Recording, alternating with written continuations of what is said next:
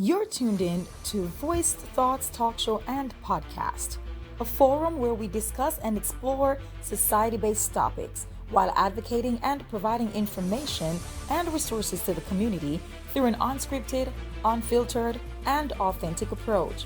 Listen on Spotify, iHeartRadio, Amazon Music, and Apple Music. Watch us on YouTube. Join our Facebook group. Follow us on social media, Instagram, TikTok, and Facebook at Voiced Thoughts Talk Show and Podcast, your society-based channel. Welcome to another episode of Voiced Thoughts Talk Show and Podcast. I'm your host, and my name is Danette Mahabeer-Turner, Mrs. Kentucky Petite 2025.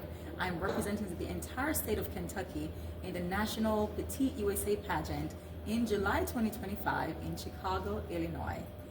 Of course, I want to highlight our sponsors of episode 10 and our title sponsor, Evergreen's Plant Shop Coffee House and Wine Bar, located at 4677 Alban Barkley Drive, Paducah, Kentucky. Evergreen strive to provide a great experience as well as a great cup of coffee, so stop in today. Our episode sponsor is Fat Boy app, and they want us to let you know it's almost Christmas time, and so there's no better present than to download the app today and join the Fat Boy app. You get 5% off from any restaurants that's actually approved, so get that app today, Fat Boy app. All right, so you guys can find us on YouTube. You can watch us on YouTube. You can listen to Voice Thoughts Talk Show and Podcast on Spotify, Amazon Music, Apple Music, and iHeartRadio. Join our Facebook group. Follow us on Facebook, Instagram, and TikTok at Voice Thoughts Talk Show and Podcast. Today we're going to be talking about homeless crisis, and my special guest today is none other than Dorothea Manley-Davis. Welcome to the show. Thank you very much, Danette. Thank you. It's an honor to be here. It is an honor having you in the hot seat, as I call it, the hot seat, you know? Yes. We're going to be talking about some very tough discussion today, homeless crisis. And so we know all about these society-based issues that we talk about on this platform, and just a little way to start, to lighten it up a little bit, before we get into the nitty-gritty of things. I want to just say shout out to our title sponsor, Evergreens, for hosting us, this beautiful background behind me if you're watching. And also they provide us with 2 featured drinks every show, one for me and one for my guests. So today you're having something that's a little bit festive, if you want to hold it up to the camera. Absolutely. That is called the Rudolph Latte, and that's cherry and chocolate latte. So I want you to take a sip. Okay. And give us some descriptions. Look at your face. Well, it tastes like a chocolate-covered cherry. Ooh. It's very good. Very smooth, too. I love that they have all these like exotic flavors. Yes, and so, that's very good. Well, I told you I wasn't going to drink so listen. much of it, but you might.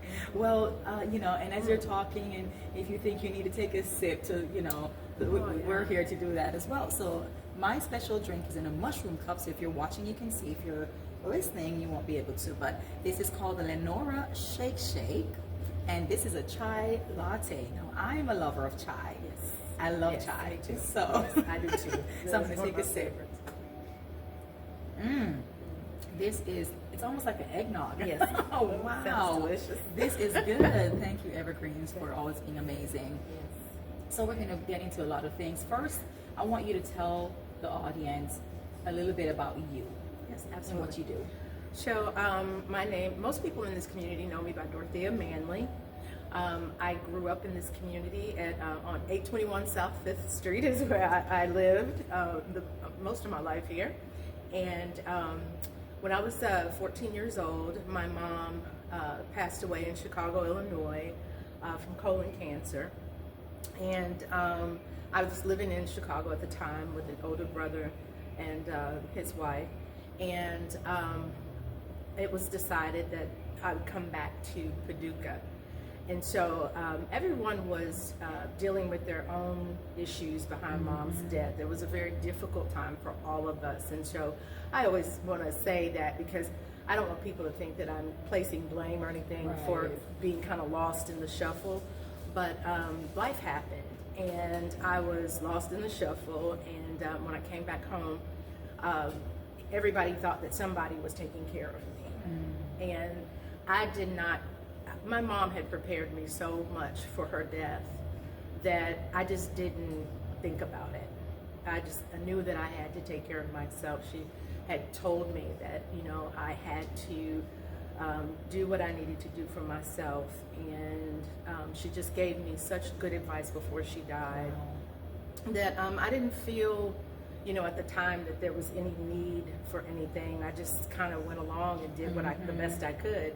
So I lived in her house on 821 South 5th for about 3 months or so, until I really realized I couldn't stay there any longer because there was no running water, there was no hot water, there was cold water, but there was no hot water. And so I didn't have a place to shower. I remember like picking dirt off of my leg, just different things that happened. I could go down the street and eat at a friend's house. Her mom was always so generous and sweet to me. And so what I found out later in the community is that everybody thought that somebody else was taking care of me. And I ended up, when I was a freshman in high school when my mom passed, and so I ended up going to school every day, didn't miss a day.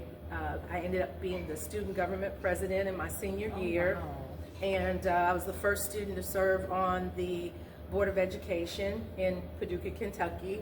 And so I just, I knew that I had people around me, like people at my church. I went to Harrison Street Baptist Church, Missionary Baptist Church at that time.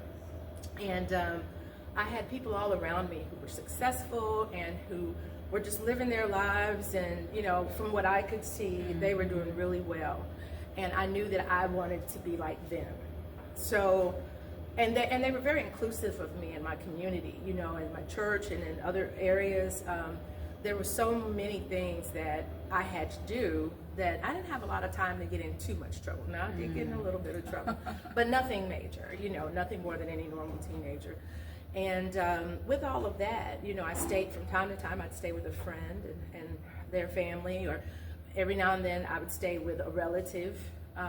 But eventually I just got through it and ended up enrolling myself my senior year into the University of Louisville for college. Yeah, that was a whole other story in of itself. Oh, amazing.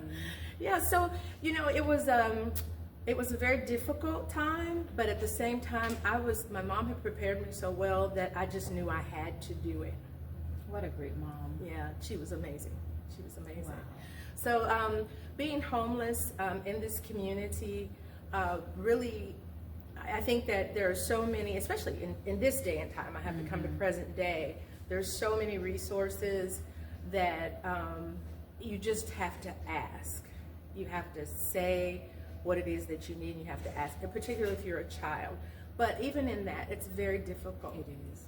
It's very difficult. There's so many extenuating circumstances that can come about. You have parents who may be drug addicted or abusive or, just neglectful. You have situations where kids just don't know what to do because they feel like they're going to get taken away from their family. No matter how bad it is, kids always want to be with their family. Oh, yes. Until it gets up to be unbearable if you're in a situation like that. And I do know some people in a situation like that right now. And it's a very, you try to do the best you can until you have to change, what you're doing. And you and I were talking earlier about the amount of children within 2023 and 2024. They say that 2.5 million children are homeless in the United States. Nationwide. And so if you boil that down to McCracken County, based on the K count that they do on January 31st of every year, there were 182 homeless children in our community in McCracken County. Just in McCracken County, 182. About 152 of those children were in shelters, and then another 54 were just on the street and homeless. So there are a lot of people who just don't have the means to have a safe place to be every night, a consistently safe place to be every night. Thank you for sharing that. I want the audience to also know, from your 14-year-old experience as having no housing and, having community. And now here you are sitting on this chair as an advocate through various organizations. Tell us a little bit about that. Absolutely. So yes, I'll tell you two things. The first is that when I came back, I left Paducah in 1985. That's when I graduated from high school, and I came back to Paducah in 2017. And that's the time since you've known me. And it was a very different Paducah for me because I was an adult and had some achievements and different things, and so I was a very different person coming back here. So with that being said, one of the things that came about once I got back to the community, I knew that I was coming back because I wanted to be a part of this community. I wanted to be a part of the solution to, whatever it was needed to be solved. I wanted to be a part of it, and because I love this community and I love the people in this community, and I believe that we are super special people. And so we started the Paducah Diversity Advocacy Board. Donald Overstreet and I, we both co-founded that with the mayor of Paducah, George Bray. He was actually not the mayor when we talked about it, and then when he won in January, he had told us, he said, well, when I win, come to me and we'll talk about this. And so when he won, we went to him. Oh, absolutely. We followed up. And then the Paducah Diversity, at first it was called the Paducah Diversity Advisory Board, got started. And so, of course, we are absolutely advocates for all people in our community. And we try to make sure that everybody gets connected to what they need. So the beautiful thing about us, and sometimes the difficult thing to understand, is that we're connectors. And so we're not some big fancy nonprofit, but we are a nonprofit, and we do take pride in making sure that people get to the resources. The right resources. Yes, I love that. Absolutely. I love that. Absolutely. And who better to advocate for things like that than someone like yourself? Yes, thank you. That you're not just doing this in a different community that you weren't raised in. Yes, you were homeless, as they call it in the society, but we want to change that to the community is your home. Yes. So if you're out there, you're just lacking housing. Yes, exactly. But you're not just in another city, another state, or another community advocating for that. And it can, even though you do have that firsthand experience, it doesn't feel the same if you were advocating in another city for it. But then you have been here in the Paducah area, in the McCacken County, and you've experienced some struggles, and here you are. You're back here. You could have been anywhere else right now in the world, but you choose to do that advocacy work that you're doing here in Paducah, and I just want to applaud you for that. Oh, thank you.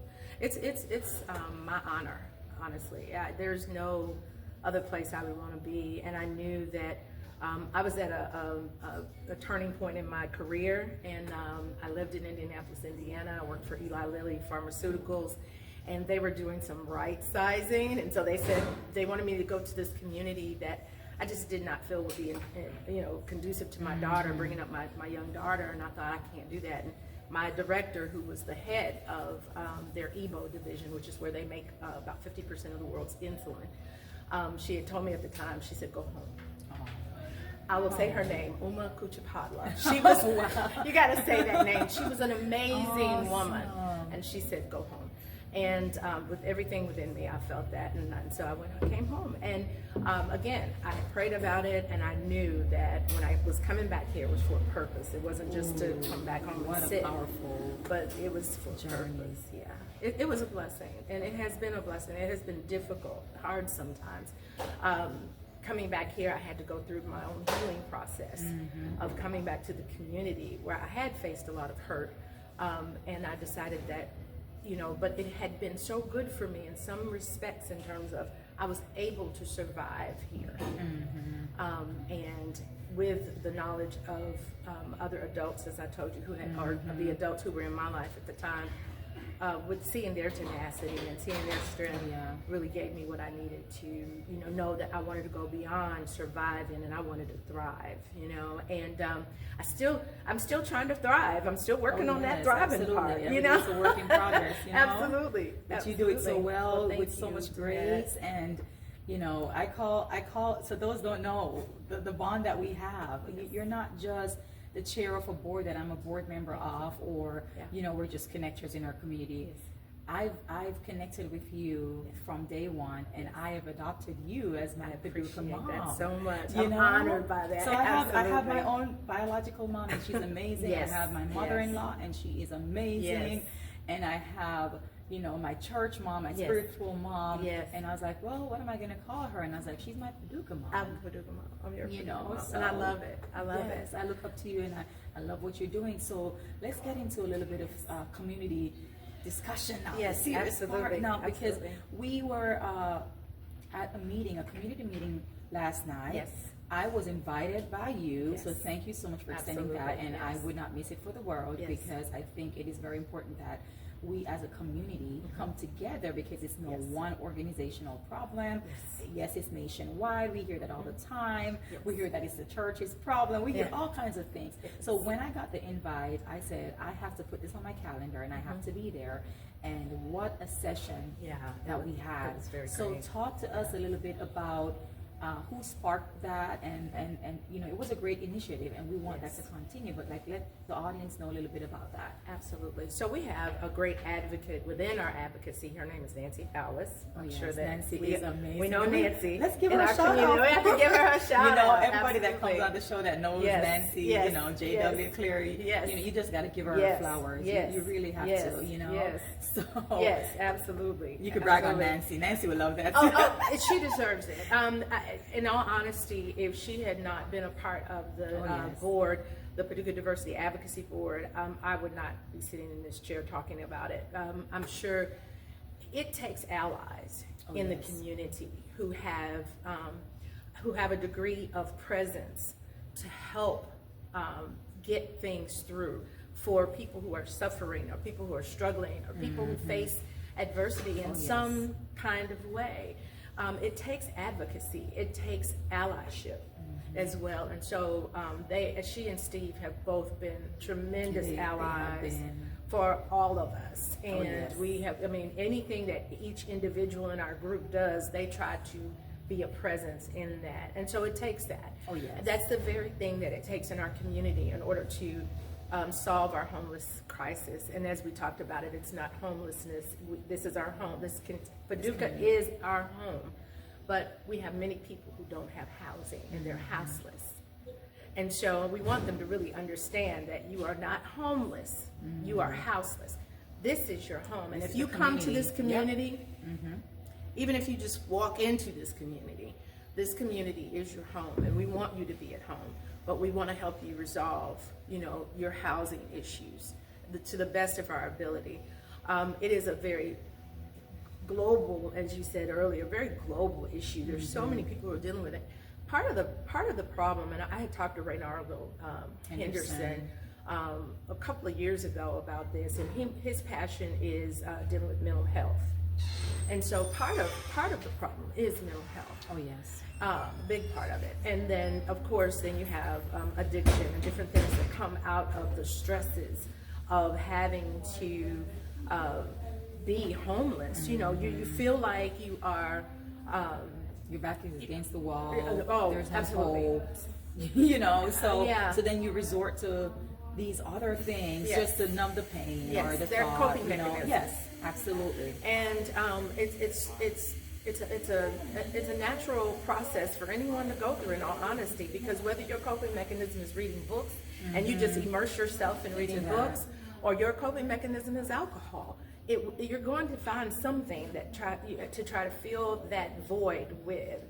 And so I think in this community, what we strive to do is help people find resources that are going to help them find those good things that they can immerse themselves in, rather than turning to alternatives that are not going to be helpful for them. That are going to be destructive. Destructive. Yeah, definitely a rabbit hole. And some of the things that I've learned from last night, like we understand about housing and the lack of that. I'm also on the board for Family Service Society, and they are a very good resource here in the Paducah area. They do a lot of stuff, like they provide food, and they have a clothing room, and they help with the dental and the vision and the medical, so people and as you said, like we have organizations that are doing all that, and it's a gap filler. You know, Yes. I've always learned, you know, you feed a man a fish, you feed him for a day, then you teach him how to fish. Yes. You feed him for life. And one of the guests that I was blessed to have on this season was Margie Silva from Goodwill Opportunity Center.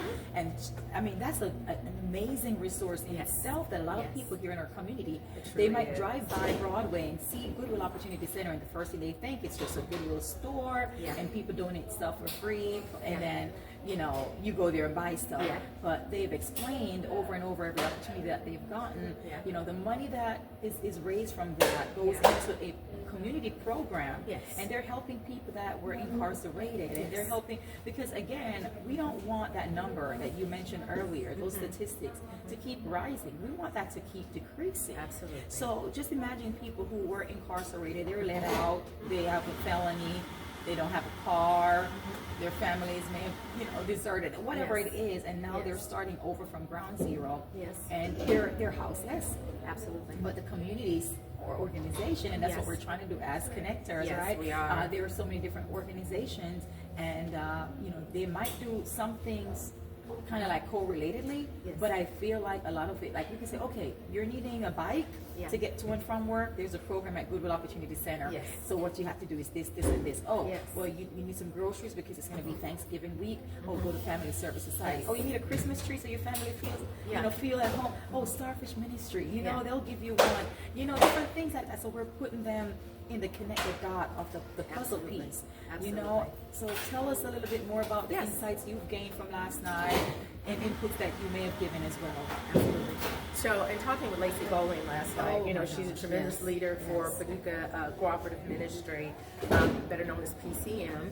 And, of course, they provide groceries and food, but they also are the only transitional living facility in Paducah for women and children, for like single women and women and children. And so that is something that, you know, we really appreciate for them. On the average, they have about 48 people a night in their facilities. And so it's a very, you know, it's a small facility, but it's a big facility for our area. And we need more. We need so much more.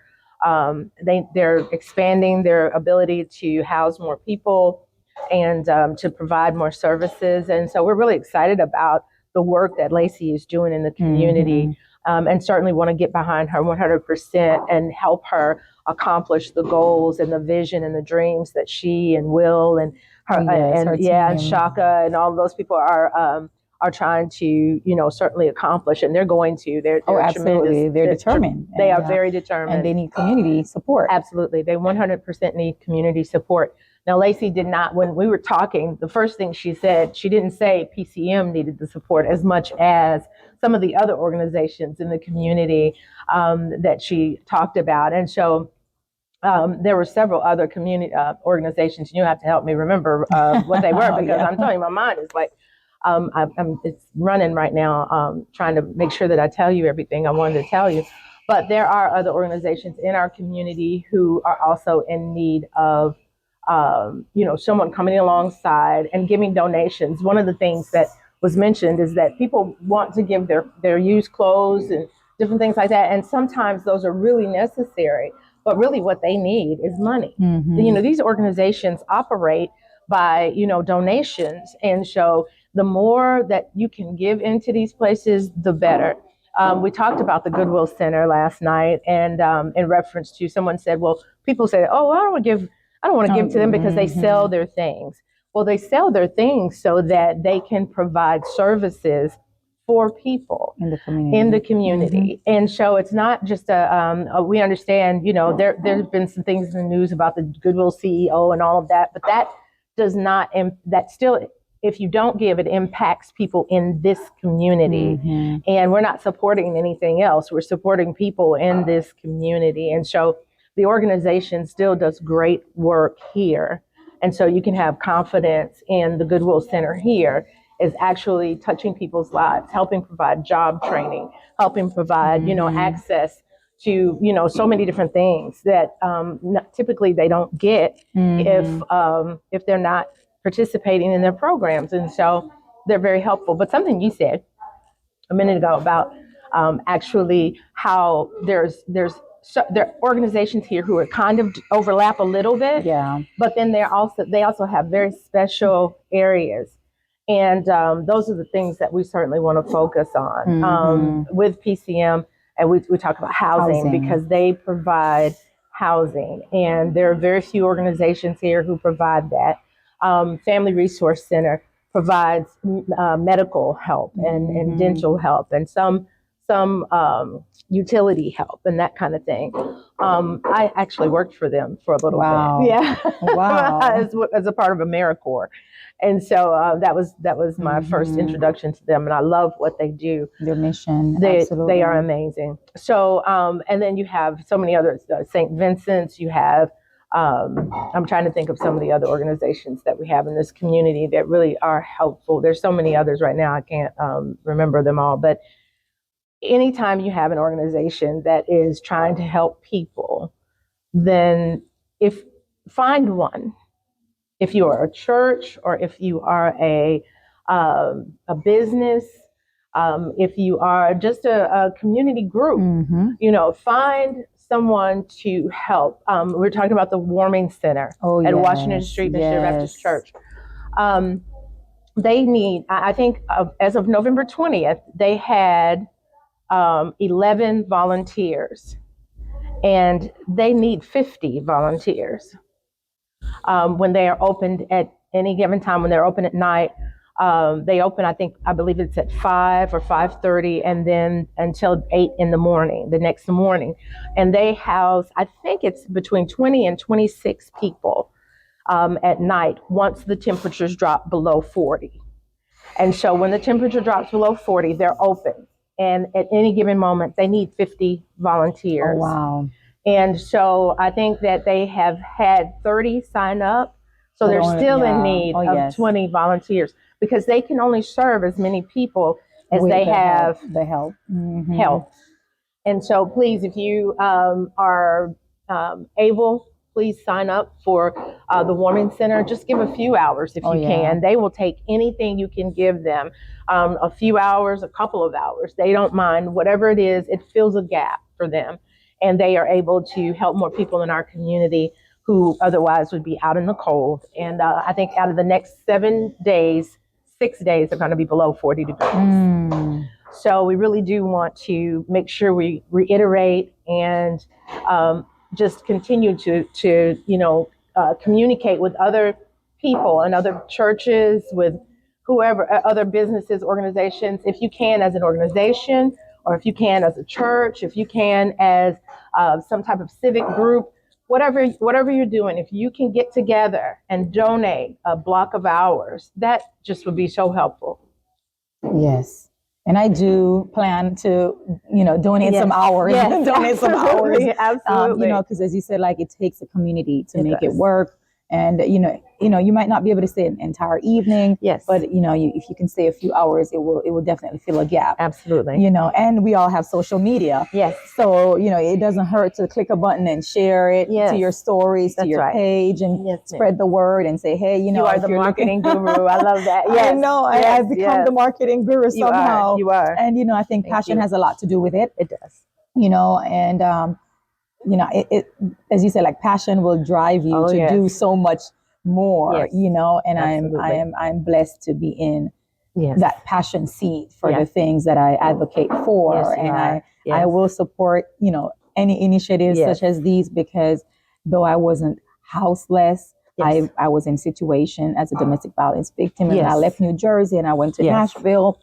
And thank God for my aunt and my cousin. The reason why I ended up in Nashville at the time was they said, hey, come down here because we're here. So I had the support, but they rented a 1-bedroom for me and my baby. And they said, hey, we will pay for the next 6 months. We'll pay the light and the water. Yes. And I was on food stamps. Yes. I'm not ashamed of it. Yes, absolutely. But these resources, as you say, they're out there to help you, but don't stay on them. Help yourself as well. Find the resources. And elevate yourself. Absolutely. So it's there to take you through the rough patch. And they are stepping stones. Those are their tools, they're stepping stones to help you to get to where you want to be. Absolutely. There's a sidebar. There's a thing that has become very real when I hear people talk about trying to achieve their goals and their dreams, make their dreams come true and that kind of thing. And it's called imposter syndrome. And imposter syndrome is when you talk yourself out of doing the very thing you should be doing for yourself, because you think that's too good for you, or that's too much. You're going to be doing the most, or whatever.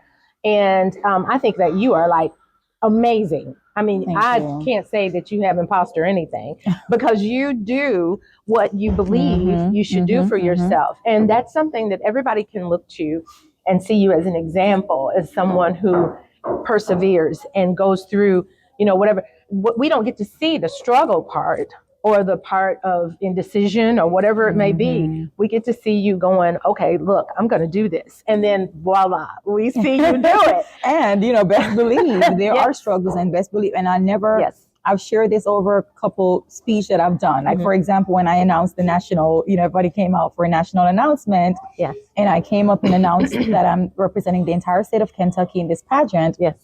I gave a speech.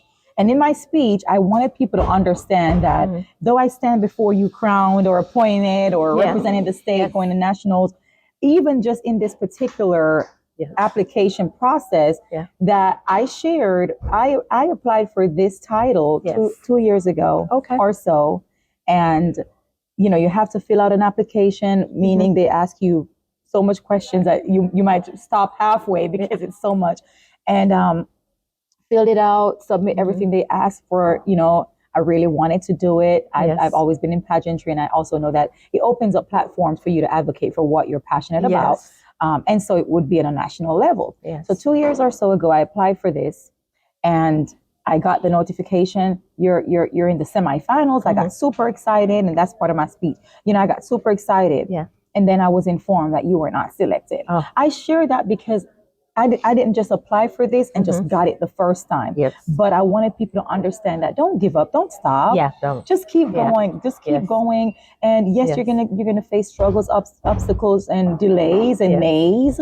But if you have that vision, like, hold on to your dreams and never let it go. Never let it go. So we have to share the struggles, even, so that people can understand that we face those things too. And it's normal and it's part of our lives, but again, as you said, the perseverance and the resilience and just moving forward. Talk about resilience. You got something coming up. So tell us a little bit about. So, I'm so excited about it. And speaking of imposter syndrome, it is something that I've had to think about every day and put my hands to the plow and say, okay, I have got to move forward. I have got to get this done. So anyway, Resilience is a documentary about women in Western Kentucky and how they've overcome, how they have persevered, how they have become an integral part of the community. The community's backbone, as I would say, has been built by women. And so we have absolutely been one of the most important parts of why this community is so amazing. Whether it was sitting at, inviting people to come and sit at the table and eat in your own home, or whether it was fixing dinner at church. How many of you had dinner at church? I'm actually going to one right after. Oh, well, there you go. You know what I mean? Invite me to all the Thanksgiving dinner. Yes, absolutely.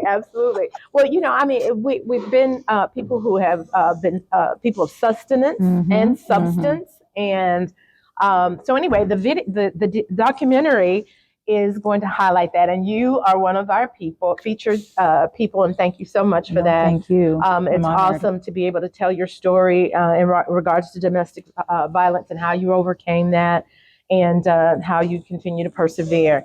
And so many people need to hear these stories. They need to see the women in these stories. We have Ashley Miller, who is from Lifeline Recovery Center. That's amazing. And we have Pamela McKinney, who is, she has Divine Divas Ministries, but she herself came through so much that you wouldn't believe it, to come to the point of loving God and loving his people and loving on women. I mean, that is her heart. And so just to hear the amazing stories that are coming behind that. And then there are going to be some other local women who are going to be featured as well. and they're going to tell a little bit about their stories and a little bit about their journey. What we really want to come out of this is we want a community of women who you can look to and you can see that these women came through. They're not paper. They're not on paper. They're not plastic. They're real women who've come through some difficult times that were even life-threatening times. Oh, yes. And they persevered to become people who add to the community, who love this community, who are loved by this community. And so, there are women here I know I can look to, and I can look to them for them to kick me in my fanny when I feel like I'm whining and complaining about, I don't think I can do this, and this is too hard. And then they come behind me and they go, okay, what has God already brought you through? Oh my God. What is it that He's already done? You need to look back just for that. Just to see how far you've come, and what is it that can stop you from going. I love that. Further. And so that's what we want to do. We want to support one another. We want to get out of that. And if you are in that, we want to get past the jealousy and the envy and those things, because what I have always had to tell myself is that what God has for me is for me. Absolutely.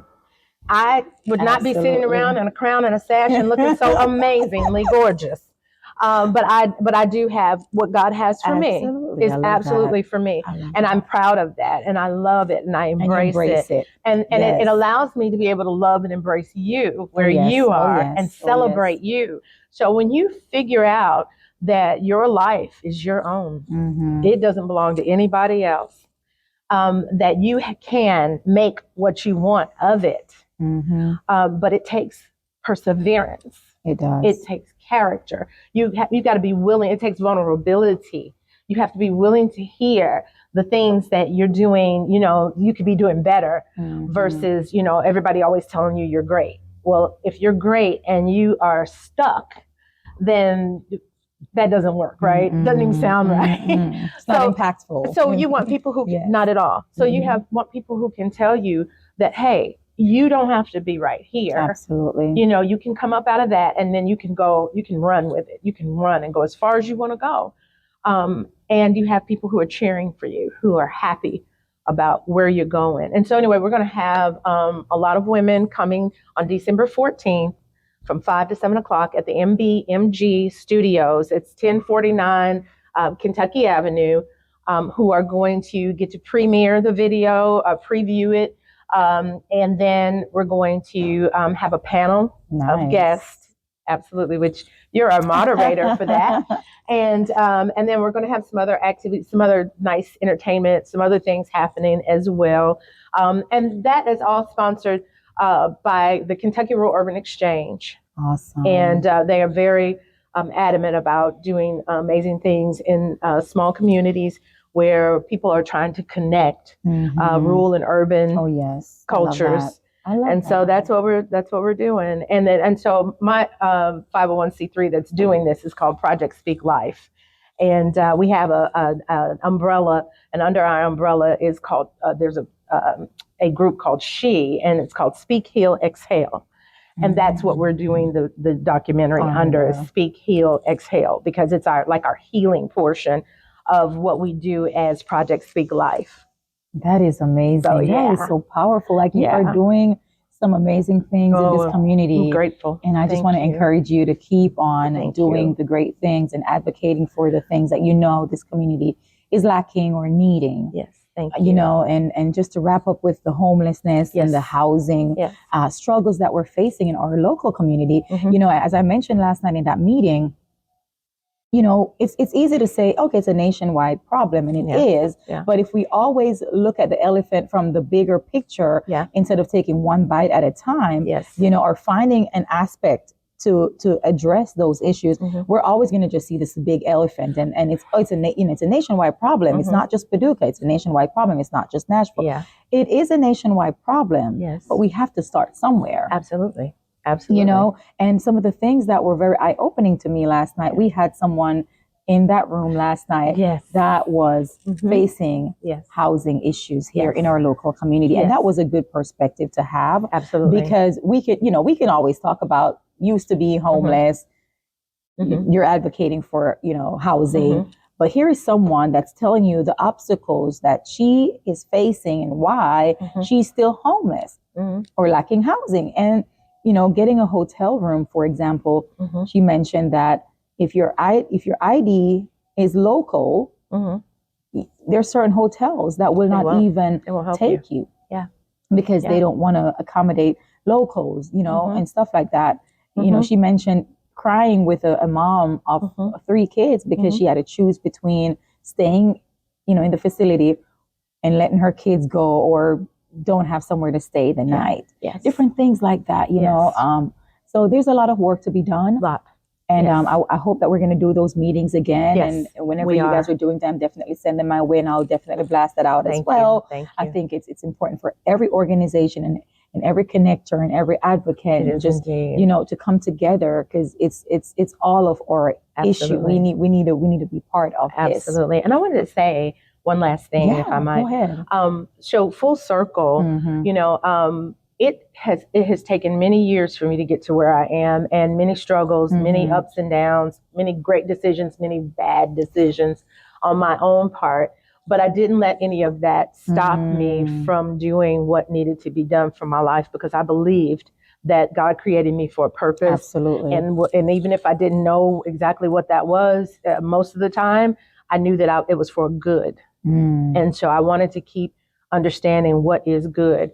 And so anyway, full circle, today I am a homeowner. I'm a single mom, and I'm able to take care of my daughter, and I work full time and everything. But what I would say is that it's not all easy. Even being a homeowner is scary for me, in all honesty. But I'm grateful for the opportunity, and I always said, I don't care after this. I don't care what happens. I'm going to be okay, because I know that I can make it. I know that I can make it. And that has been so, uplifting and encouraging for me, for myself, to see that I can do this. I can do all things through Christ who strengthens me. Absolutely. And so I know that I can do this. With his help, I can do anything. And so that has been a big part of my own personal journey, is my faith.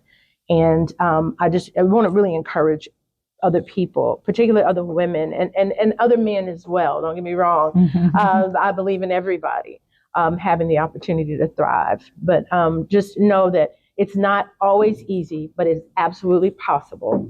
And I hope that so many people that we can help encourage you to move to the next phase of whatever it is you're doing. Maybe you have an amazing project that you want to do in the community. Do it. And it will all come to you as you just take the next step. Don't stop. Don't quit. Don't give up. I love that, Dorothea. Thank you so much for being on this show today. Thank you. Yes. Thank you. I want to take the time out again to highlight our sponsors for this amazing episode: Homeless Crisis. Our title sponsors: Evergreens Plant Shop, Coffee House, and Wine Bar, located at 4677 Alvin Barkley Drive, Paducah, Kentucky. Evergreens strive to provide an experience as well as a great cup of coffee, so stop in and see them today. Our episode sponsors Fat Boy app, and it's almost Christmas time. And so there's no better way to, get a gift or something for yourself or a family member or friends. Get a membership on the Fat Boy app. You get 5% off on all, not just in Paducah, but just nationwide. If they're Fat Boy approved restaurants, you will get 5% off. And I've used it here in the local community. So if you are in Paducah, I'll tell you a couple places. Lou Pilaris, if you sign up on the app, you will get a 5% off with your card, your VIP card. Broussard's is part of the program. Forever Sweets is part of the program. And if you go to Clarksville or Nashville or the other way to Missouri, you'll also find restaurants, and you can look on the app too. It's very nice. Awesome. So Fat Boy app, I want to give a big shout out to you guys, for supporting and sponsoring this episode. We appreciate you guys so much. And where can you find Voice Thoughts Talk Show and Podcast? You can watch us on YouTube. You can listen on Spotify, iHeartRadio, Amazon Music, Apple Music, just anywhere you can get your podcasts or your music. And definitely join our Facebook group. We have a Facebook page as well. We have an Instagram and a TikTok. And that's Voice Thoughts Talk Show and Podcast. I have been your host, and my name is Danette Mahabeer-Turner. Yours truly, Mrs. Kentucky Petite 2025. I will see you on the next episode. God bless you.